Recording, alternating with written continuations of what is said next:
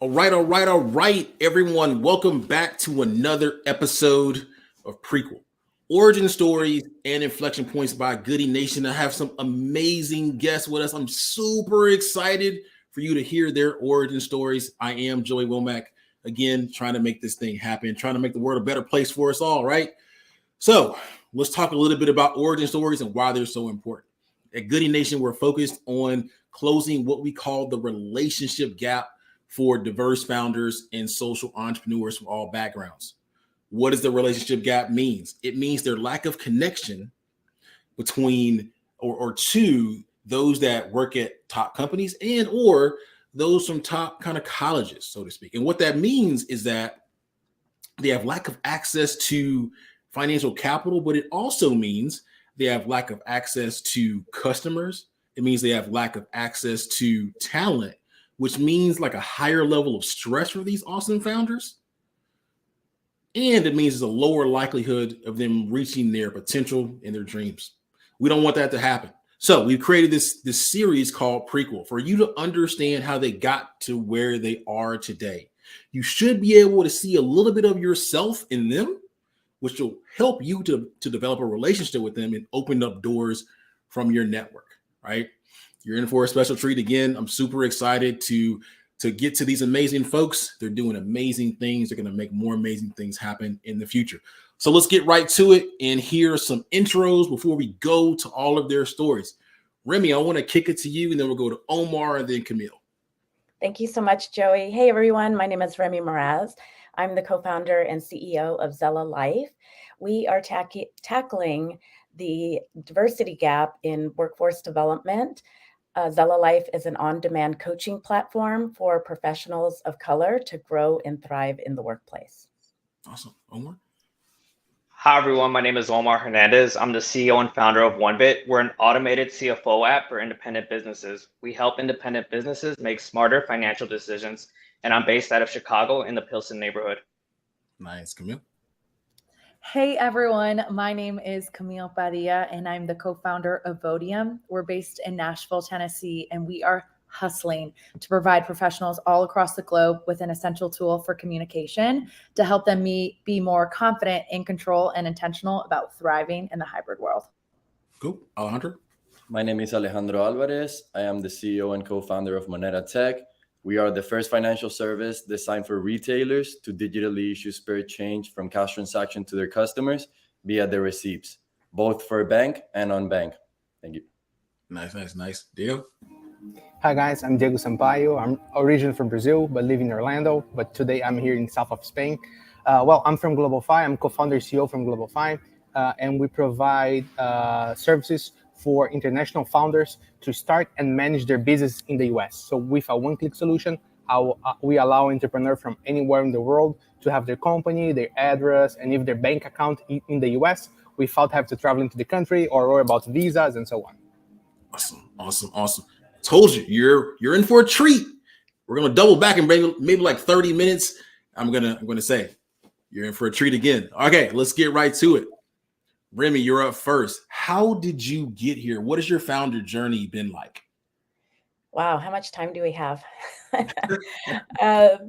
Well, my story and really the genesis for Zella Life, there's a couple of things here that are critical. Throughout my career, I had a 30-year career, sales and marketing professional in management, working in corporate America. I transcended a lot of different industries, but a lot of those industries were very male-dominated industries. And I often found myself to be the only woman in the room or the only person of color in the room, and many times both. And I dealt with a lot of different challenges, sexist, racist, all kinds of stuff. But what was hard for me was that I didn't feel like I had the psychological safety to talk about what I was dealing with either my leadership or with HR. And oftentimes, when people would say the most inappropriate things to me, I was having to do mental gymnastics to figure out how to respond or deal with these situations. The other piece of it is that being in sales and management, I was always exposed to peak performance training, personal professional development, but it wasn't offered to the rest of the employees. And people would often ask me, like, how did you change your life? Or how did you overcome this? And I would tell them it was coaching, it was training. And people would say, oh, I can't afford that. Or I wish I could do that. And so for me, it was about how could I connect these amazing coaches and trainers that I was working with the masses and democratize coaching to make it affordable and easy to connect with a coach that would understand their needs, and especially with professionals of color, because we in Black and Brown communities have different needs. We have higher, we're more susceptible to imposter syndrome, as well as, overachievers. And we go through so much before we even get to the workplace. There's generational trauma. There's so much that we deal with in our personal lives, and we're bringing a lot to the table. And what happens is it holds us back from opportunities. And just like you were talking about, Joey, that we go through as founders, but in the workplace, we don't get to achieve some of those goals and dreams that we have for ourselves in our careers. And because of the challenges that we're dealing with, and because we don't have the psychological safety, and we're also dealing with folks that really don't get us and understand us. And then the other part of my story is that I was diagnosed with chronic anxiety and ADHD many years ago, about 15, 17 years ago. And they told me that I was going to have to be on medication for the rest of my life. And I found that so hard to believe, like there was nothing else that I could do. And I asked the doctor, and he said, well, you can go work with a cognitive behavioral therapist and they'll help you rewire your brain. And I was like, that sounds fascinating. I'm going to go try that. And so I did, and I started doing some deep work, and I did therapy for a couple years. But then I started doing the coaching piece, and that was what really transformed me. And as a result of the coaching, I was able to get off the medication. And in having the coaching help me with those two things, but also with my massive amounts of imposter syndrome that I was challenged with. Once I got the coaching in place, my career took off, my life changed.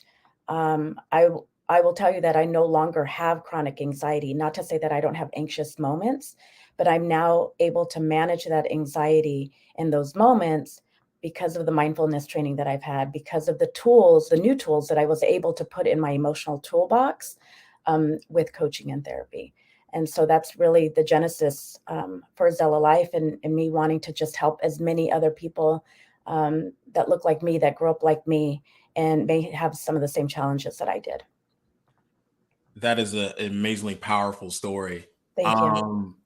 It's super powerful. How can the people get in contact with you? You can find me on my socials at Remy Meraz. But what I really love to do is invite everybody to visit zellalife.com. We offer complimentary coaching sessions, and I would like to offer that as a gift so that everybody can experience the power of coaching. Nice. Everyone, please visit that site. All right. Next up, we have Omar. Omar, what's your founder journey? How did you get here? Thanks, Joey. Hi, everyone. So let me start from the beginning. So early on, I've always had a passion for entrepreneurship. In fact, I started my first business when I was like 20 years old in the event management space. So it really taught me a lot about managing people, organizing things, and really taught me a lot about money management. So later on, I went back to school, started working at a couple corporate jobs and a couple nonprofit agencies, but really wasn't too satisfied with the work that I was doing, and I always felt like I could do a lot more to help other people. If we go into 2020, when the pandemic first hit, a lot of small businesses were actually impacted by this and were hurt by the pandemic. It had a complete disruption on a lot of small businesses, like in the restaurant and retail spaces in particular. I have a lot of like friends and family members who actually work in these types of industries. So seeing them hurt and like seeing them like losing their jobs and not being able to provide for their families really hit home. And at the time I was working on getting my master's degree at Illinois Tech, and I was trying to find a way to implement a technology solution to try to help some of these businesses so they can continue to sell and continue to provide for their families. And early on in the beginning, what we were doing was we were helping a lot of these small businesses by implementing online ordering into their websites. So if they weren't already doing this, we were helping them kind of get established and helping sell their products. But as we started working with more and more of these businesses, we started uncovering that there was other problems, besides just not being able to sell. So one business in particular that we started working with was called El Campeón, and they're a local pina colada shop here in the city. And after we started working with them and finding out more about their problems, we found out that there was issues with tracking inventory, tracking labor costs, and just tracking costs in general. When I started working with El Campeón, the business owner was telling me that he really wasn't aware that he should have been doing some of this stuff. So that started getting us to thinking, all right, like if he's struggling with some of these things, then how common is this problem? So we went out and started interviewing more business owners to find out like, how are they tracking inventory? How are they tracking their costs? And we came to find out that a lot of the business owners weren't actually doing this.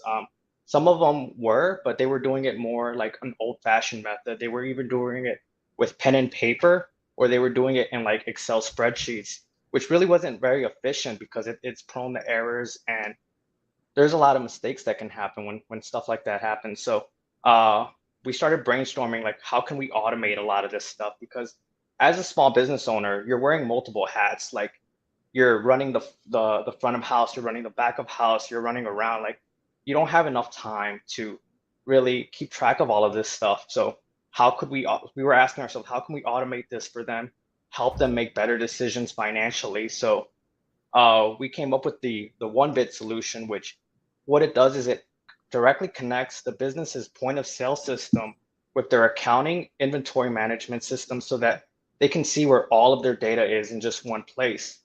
And then it provides them with visuals and charts and better knowledge and insights into how their business is actually doing. So our program and our algorithm actually runs a lot of the financial calculations for them so that they don't even have to worry about that. And then it gives them notifications to tell them how their business is actually doing and how their business is performing. So we were able to implement this solution with Andy at El Campeón, the restaurant, and we were able to not only see how his business was performing in terms of sales, like what items were selling well, but also like which ones were the most profitable.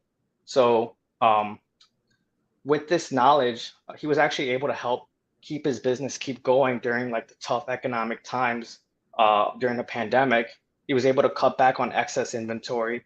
He was able to make better decisions in terms of staffing and operating hours so that his business could continue to keep going. And like now that things are starting to open up and things are a lot better, like his business is thriving. So we wanted to continue doing this by helping other businesses. So we saw that it worked successfully with one business, and we're like, how can we scale this? How can we help other businesses who might be in a similar situation?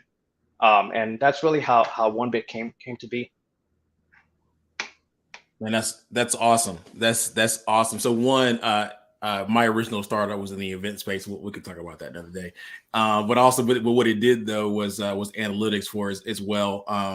I understand the power and especially as a small business owner as well as a nonprofit, the power and how data can help you make better decisions and help you thrive. So, thank you for helping Andy and I'm sure the many other customers that you have. That's awesome. Camille, you're next up. Let's hear that origin story. Yay, I'm pumped. So yet again, my name is Camille Padilla, and I come from an immigrant background. I know a majority of us can come from an immigrant background or can relate to it. And from the get-go, you are witnessing your family members just hustling for themselves, but more so their family members. So just like everyone else, I've always had an entrepreneur spirit, whether it was hustling to babysit and always looking for an upgrade, Or I started my first business when I was in 8th grade, and I teamed up with a friend, and we essentially would help families who were throwing parties. We would help them clean up and babysit their kids. It was just we were always looking for a way of how to make an extra dollar. And so I graduated from DePaul University, and I went to school for broadcast journalism. But right after college, I joined politics, and I was on a political campaign. So a majority of my 20s, I was actually working in advertising and politics. And, just like the stories that we've heard about being a female, being a Latina in a world that's very male majorative, it was very hard for me to feel as if I could really elevate in my career and be heard. And so the stars aligned. Unfortunately, when the pandemic hit, it was a fortunate time for me. I was conducting a video shoot over Zoom, and I was a producer, and I was looking for a solution to have an individual in a different state read a script that was going to air on television. It was a multi-million media buy, and this ad needed to be very effective. And so a direct-to-camera script is what we were producing, and I couldn't find a teleprompter that sat on top of any video conferencing platform that was transparent, that sat right underneath the computer's camera, and that any professional, any individual could control themselves. So I did a search across the markets, the app stores, and there was no virtual teleprompter that would work for the hybrid and remote world that we're now in. So I was super fortunate to have a best friend who came from a product marketing background, and she confirmed that there was no application like Vodium that existed. So I was having this video shoot in March 2020. On April 17th, 2020, we opened up the company Vodium, and we've been going ever since. And for the past 2 years, I quit my 6-figure job to just bet on myself. And I'm very fortunate that my parents, especially my mom, when she came to the United States, she was just trying to hustle to provide a better life for her children. The fact that I was able to quit my job and say, let me bet on myself to just see if a company like Vodium can exist and thrive. I mean, I'm beyond fortunate. And the fact that all of us now are Google-backed companies because they're proactively looking to fund fellow Latinos in this space, because we too can be at the forefront of innovation, is just wild. So we've been hella successful with companies and professionals globally who are genuinely trying to find a solution for them to be effective on video, and for them to say that, why can't I work remotely and have effective communication and feel that I can clock off, because I know that the effort that I'm putting when I'm on camera is going to reach the biggest potential in terms of, return on investment. So I think the next few steps truly for me in Vodium is just to see if I can invest in myself. And this is my first real go at creating a company and successfully fundraising. But I think all of us should be just genuinely proud of ourselves that we were able to bet on ourselves and just take a chance. And no matter what happens, this is just a huge marker to me. Awesome. So I have one thing or two comments for you, but before that, how can people find you or get the product? Find me on LinkedIn. Who knew that LinkedIn was like the most social place for fellow founders and startups and everyone in the business world? It's a great way. It's Camille-Padilla-1, or you can email me directly. I love to hear from people, and I can provide you Vodium for an extended trial. And that's just camille@vodium.us. Awesome. So two things. One, I need Vodium right now. Two, I don't know if you know Donald Boone from Boxed Up. So Donald is okay, perfect. Yeah. There it is. There's something there. Yeah. I love it. So, cool. Awesome. So next up we have Alejandro coming to the stage. Alejandro, you know the deal at this point. What's your journey, good sir? Yep. So I was born and raised in Caracas, Venezuela. In 2010, my family moved to Miami, Florida, because of everything that was going on in Venezuela. I graduated high school and decided not to attend college because I had some goals in mind. I really liked entrepreneurship, and that's what I wanted to pursue. And for me, going to college, it was just a way to not really pursue entrepreneurship. Also, I decided to make my goal to become financially independent at a very young age. So when I was 18 years old, I told my parents to please not help me out with anything, and basically I left my house. I started working in the insurance section, got my 215 license, started doing pretty good there. I also worked as a party bus DJ at nights, and on the weekends I work as an event caterer for Jewish events. And within a year, I was able to become financially independent on my own. In doing so, I decided to stop working in insurance for personal reasons, and started working in the customer section, serving at restaurants. In doing so, I was earning a lot of tips, a lot of cash, and for me, it was just a problem to go every day and deposit in the bank account, or if I do spend cash, it was an issue to keep the coins. So this was in 2018, about 4 years ago. I started to encounter that it was very difficult for me as a young independent male here in the United States to save coins, even though we have all of this technology.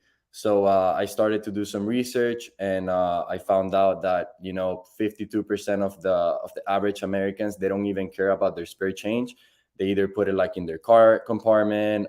If they're good savers, they'll put it in a piggy bank or a jar. Most people leave it on their pockets. They even toss it out in the stores. So when you do the math and you account for all the coins that are here in the United States, it's a lot of money. In fact, it's about $10 billion that it's not circulating because of the spare change being tossed away. So in 2018, I raised $30,000 between friends and family. I was able to hire a outsourcing development company to help me out build this, and unfortunately, it didn't work out. That was my first, I would say, failure or first learning experience into entrepreneurship. It's that when you're trying to build something new, don't outsource, especially if the concept hasn't been out there before. So after that, I decided to, instead of outsource to an agency, try to outsource to individuals. That also didn't work out. So that was my step number 2. And it took me only 2 years. I mean, it's a lot, but to come up together and build my own team of developers and people who can help me out with this concept in the point of sale industry. So we developed our first version. We launched it within 5 small businesses here in Miami, Florida. We were able to collect some feedback and see that people were really open to paying cash and being able to save their coins on their phone, even if they don't have a bank account.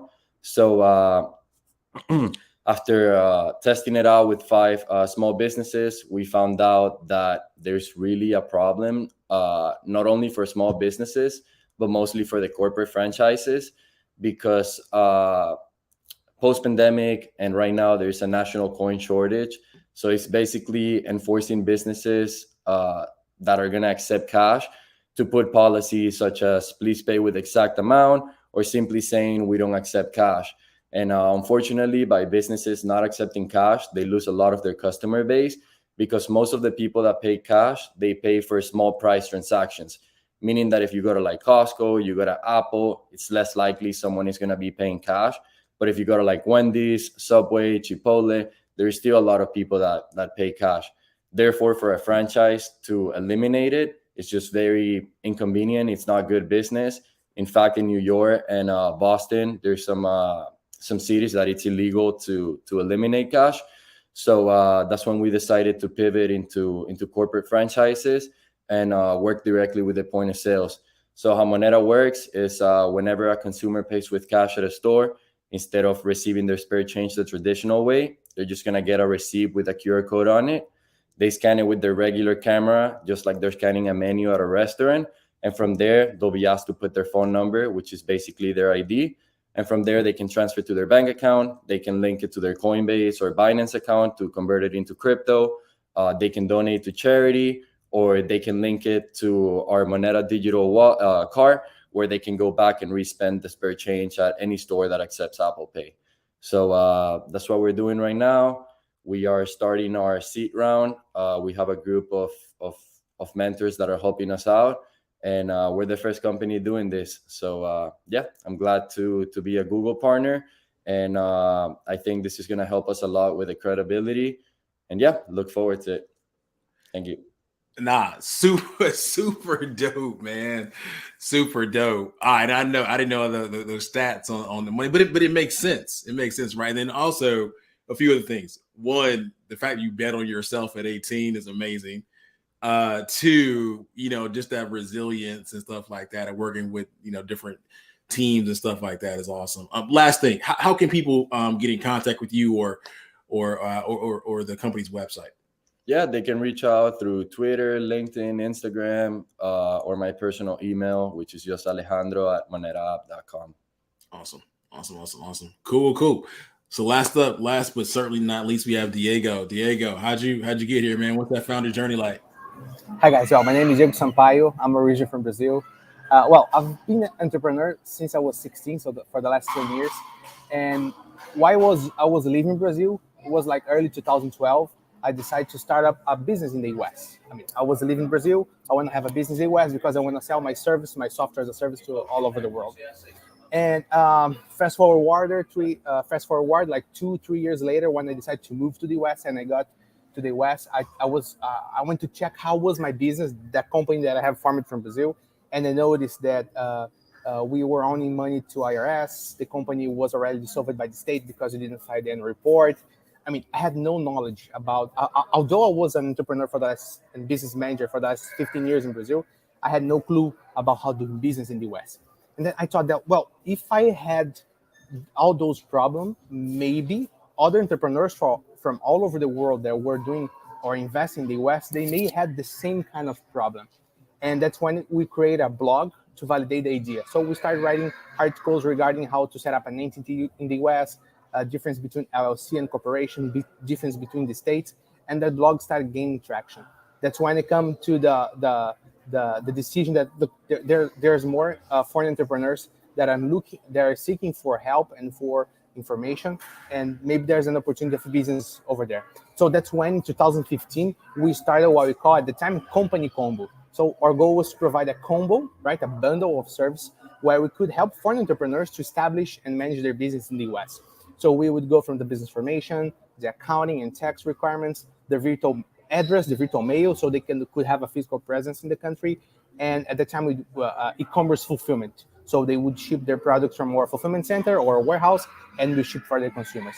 Well, we started the business with, we were self-funded, so bootstrapped. We started growing. 2016, we had about three employees. And right now, we are over 60 employees from 5 different countries.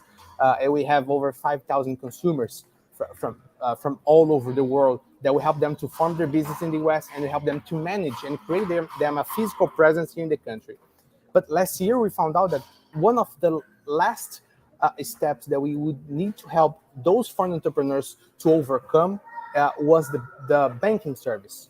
As you know, if you're not a US resident or you don't have a social security number, you're going to have to get a flight and fly all the way to the US to set up your business bank account. And some of the major banks, they're not allowing you to set up a business bank account, even if you have if you don't have a US residential address. So that's when we decided to pivot. So move on from a company combo to GlobalFi. And our goal and what we've been doing is to provide a one-click solution that help those foreign entrepreneurs. So let's say software development companies, direct to consumers, software developers and SaaS and so on, to establish a US presence from anywhere in the world, from business formation to account up to their banking service. This means that they can do everything online without having to travel to the country, no social security required. I mean, no minimum monthly fees. So, I mean, it's a pretty simple fintech and account tech where we give power for entrepreneurs from all over the world to go global from an entity in the US. So I mean, from that minor problem or from that idea that I had in 2012, thinking about how can I make my business to go global. Fast forward like 10 years, we've been helping thousands of entrepreneurs from all over the world to do the same thing. So it's pretty nice to be here. and it's pretty nice to have Google on our side right now. Man, that's awesome. That's awesome. I can only imagine, right? I mean, I remember the first ever idea I had. I tried to.